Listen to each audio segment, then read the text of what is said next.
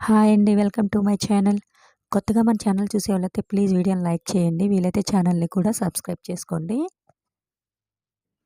Sunday రోజున కూడా ఇడ్లీ, దోసేనా ఈరోజు వెరైటీగా టిఫిన్ చేయమన్నారు. ఇంకా అందుకని చెప్పేసి చపాతీ, రోల్స్ అయితే చేశాను. చపాతీ, రోల్స్ అంటే పిల్లలిద్దరికీ చాలా ఇష్టమండి. చపాతీలోకి చీజు, ఆనియన్స్ వేసి రోల్స్ చేశాను.